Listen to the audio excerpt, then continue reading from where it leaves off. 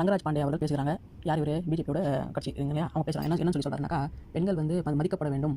பெண்கள் வந்து இன்றைய இருக்கிற சூழ்நிலை வந்துட்டு இரவும் பகலும் வந்து வேலை செய்யக்கூடிய மக்களாக இருக்கிறார்கள். அவர்கள் வந்து போற்றிப்பட வேண்டும் அப்படின்றாங்களே. அதால் எதிர்க்கட்சி தலைவர் பேசினதுக்கு வந்துட்டு இது வந்து நடவடிக்கை எடுக்கணும் அப்படின்னு அவர் சொல்கிறாரு. சரி, பெண்கள் வந்துட்டு பெண்கள் எந்த மாதிரியான தொழில் செய்கிறாங்களோ அதை பொறுத்து தான் பார்த்தீங்கன்னா பெண்களை வந்துட்டு மதிக்க வேணும். நடிகர்கள் வந்து என்ன செஞ்சுறாங்க? இன்றைக்கி நீங்கள் பேசுறது பார்த்தீங்கன்னாக்கா, அவர்களுடைய ஆபாசமாக அவர்கள் காட்சி அமைப்பதும், அவர்கள் நடனம் ஆடுவதும், உடம்பு தெரிகிற மாதிரி அவர்கள் ஆடை அணிவதும், இதெல்லாம் வந்துட்டு பார்த்தீங்கன்னாக்கா இருக்கக்கூடிய யங் ஜெனரேஷன் வந்து ஸ்பாயில் பண்ணுறது இல்லையா பாண்டே சார்?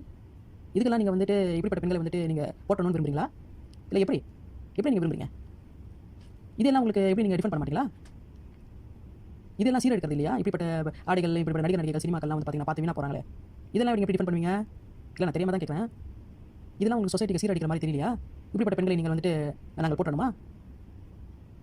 சொல்லுங்கள். எதிர்க்கட்சி தலைவர் இந்த அர்த்தத்தில் பேசிப்பாரு, இந்த அர்த்தத்தில் தான் பேசிப்பாரு அப்படிலாம் நீங்கள் சொல்கிறீங்களே. அப்போ நடிகர்கள் வந்துட்டு ஆடும்போது எந்த அர்த்தத்தில் அவங்க வந்து நடிக்கிறாங்க? ஈர்ப்பு பண்ணுற மாதிரி தான் அவங்க நடிக்கிறாங்க. அந்த மாதிரி தான் நீங்கள் தமிழகம் வந்து வீணாக போயிருக்குது.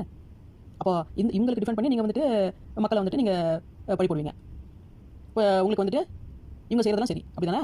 இது எந்த மாதிரியான இது நீங்கள் பேச முடியல. ஆனால் நீங்கள் சொல்கிறதெல்லாம் சரி. உங்கள்கிட்ட அப்பப்போ மைக்க கொண்டு வந்துடுறாங்க பஞ்சாயத்து பண்ணுறதுக்கு. நீங்கள் சிந்தனையாளர், நீங்கள் எது பேசணும் சரியாக இருக்கும்னு நினச்சிட்டு அப்பப்போ உங்களுடைய இன்டர்வியூ வந்துருக்கு. பேசுகிறவங்க ரெண்டு பக்கம் நீதியாக பேசணும் பாண்டே சார். நீங்கள் ஒரு பக்கம் மட்டும் இப்படி பேசுகிறீங்களே, இது என்ன நியாயம்?